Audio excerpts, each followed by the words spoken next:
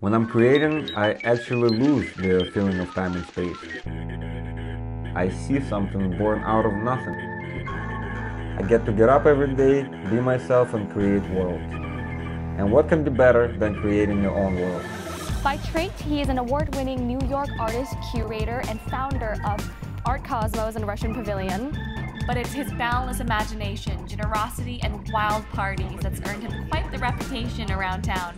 Everyone you meet, they know Artem. He is perpetually moving forward, enthusiastic. The visionary artist. He's like a social and artistic magician. Actually keeps in touch with his exes. It's a very rare thing when an artist is able to support himself with his art.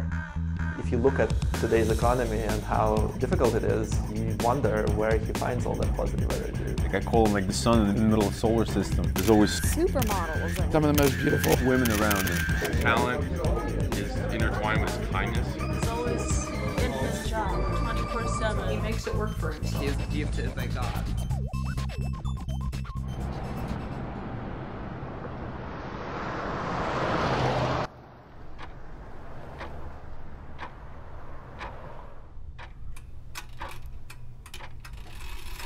I don't live by a clock.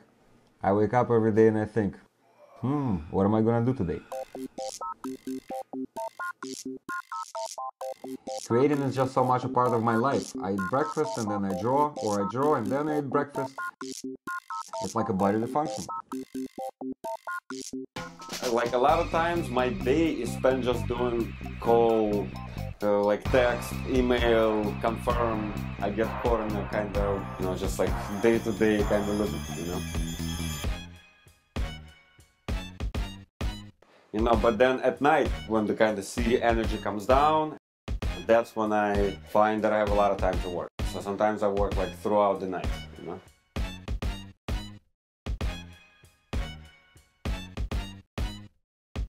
Patience is not my virtue, but you will never be able to tell that if you look at my art.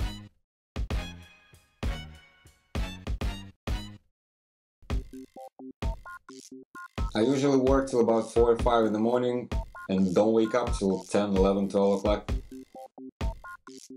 No day is ever the same. I love that about my life. In '93, I came to New York as a poor but determined art student, and I got a taste of the Big Apple real fast. In my second semester at School of Visual Arts, I wasn't able to make my rent at the dorm and I was kicked out.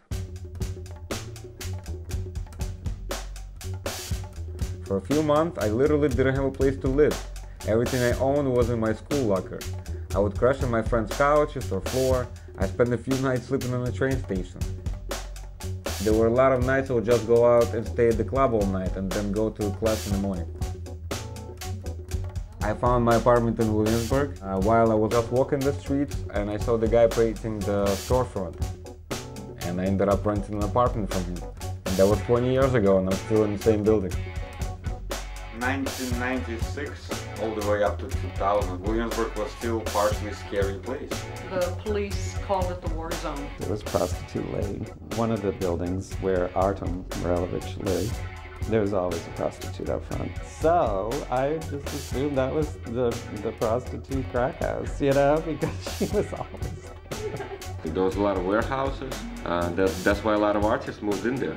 At some point they counted over 50,000 creative personalities.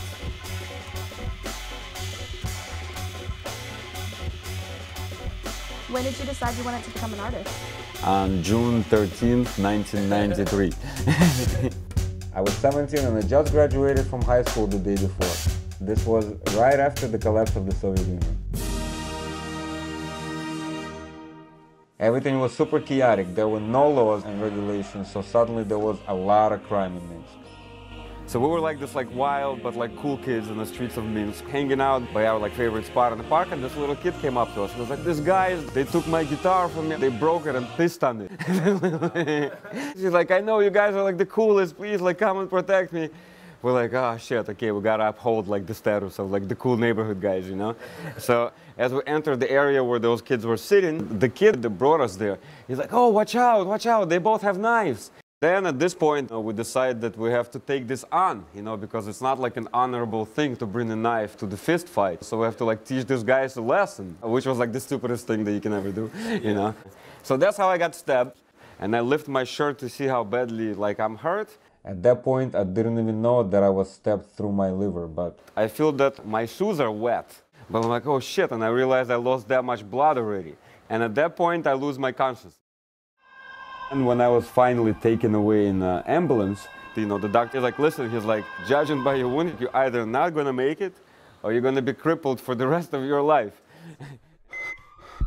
And at that point, I already see like the light at the end of the tunnel. I got really scared. I was like, shit, I'm really gonna die right now? I was like, no, I really don't wanna die yet. It's like, it's too good, this life. And at that moment, I realized, I think for the first time, that my artistic talent is something special that was given to me, and this is the only thing that I can offer to the rest of the humanity. So that's what I offered, as my final offering.